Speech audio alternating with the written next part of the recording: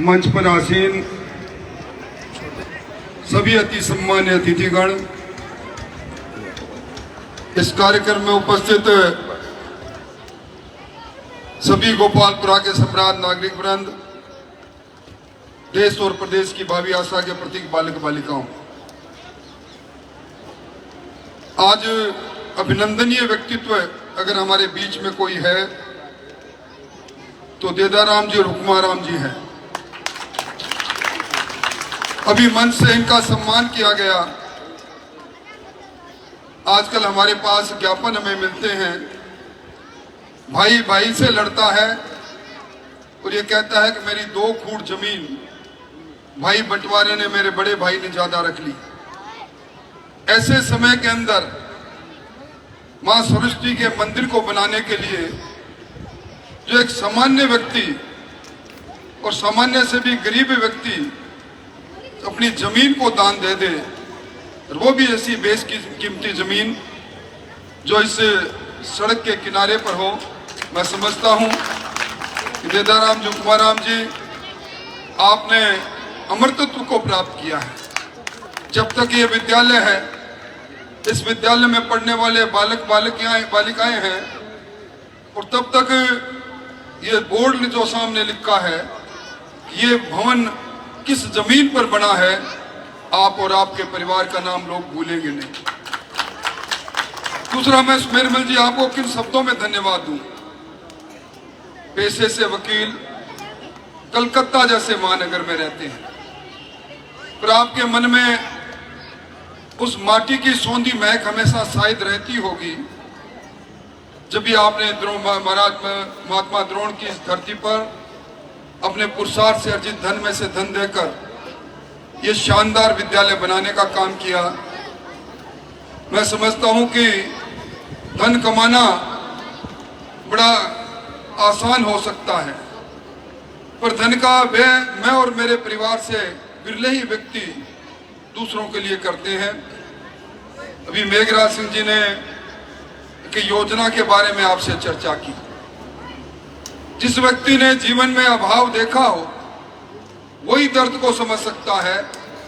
आज जिन ऊंचाइयों पर मेघराज सिंह जी पहुंचे हैं, अपनी कर्मशीलता से पहुंचे हैं। इसीलिए ये एक परिवर्तन के लिए लोगों के बीच में जा रहे हैं और इन्होंने एक फाउंडेशन भी बनाया है।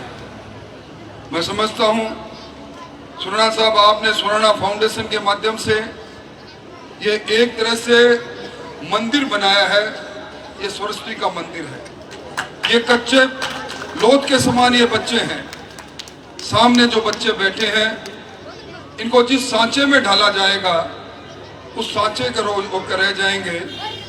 हमारी नई शिक्षा नीति जो आई है उसमें प्रारंभिक शिक्षा मातृभाषा में इसलिए पढ़ाई जाने की बात कही। कहते हैं कि बच्चे की पहली शिक्षिका माँ होती है और उसके बाद बच्चे की पूरे जीवन की अटालिका जिन मार्ग पर जो खड़ी होती है वो उसकी प्रारंभिक शिक्षा।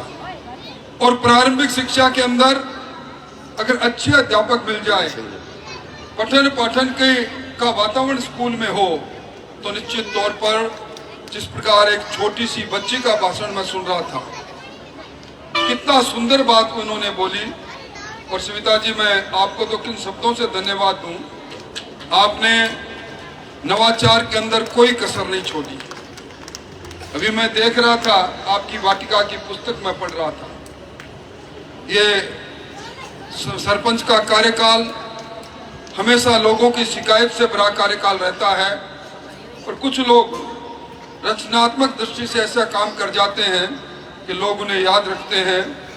इसीलिए कहा है कि जो दान दिया है आपने सुरना फाउंडेशन में, चिड़ी चोंच भर लेगी नदियां न घटिया नीर, दान दिए धन ना घटे कह गए दास कबीर। आपने सुरना साहब, सुमेरमल जी और उनके पुत्र दोनों को मैं धन्यवाद देना चाहूँगा। और मैं उम्मीद करता हूँ कि अंग्रेजी स्कूल, जिस गांव में महात्मा द्रोण ने अपनी तपस्या की, जिस गांव की गलियों से निकलकर हमारे राव करणी सिंह जी इस राजस्थान के सबसे ऊंचे न्यायालय के अंदर न्यायमूर्ति बन गए, यहाँ और भी प्रतिभाएं हैं। प्रतिभाओं को मौका मिलना चाहिए, मंच मिलना चाहिए। और इसी प्रकार के विद्यालय, इसी प्रकार के दानदाता द्वारा दिए गए विद्यालय निश्चित तौर पर ये मंच बनने का काम करेंगे। मंच पर बड़े महंगे मेहमान बैठे हैं। अभी आपने प्रेरणाप्रद भाषण सुना देवेंद्र जी का। बचपन में करंट लगने से हाथ कटा, लकड़ी फेंकते फेंकते झोपड़ी से निकल के लकड़ी फेंकते फेंकते अभाव में बिना जूतों के अपनी प्रैक्टिस करते करते आज कहां से कहां पहुंच गए। आप पद्म भूषण भी है, पद्मश्री भी है। और इसी प्रकार अभाव में रहते हुए हमारे हरलाल जी छोटे से गांव से निकलकर राजस्थान की सबसे बड़ी पंचायत में है। मैं ये बातें इसलिए कह रहा हूं बच्चों, आप में भी वो प्रतिभा है। आप भी मन में बड़े सपनों को देखकर सपनों को साकार करने के लिए आकांक्षा पालने का काम करें।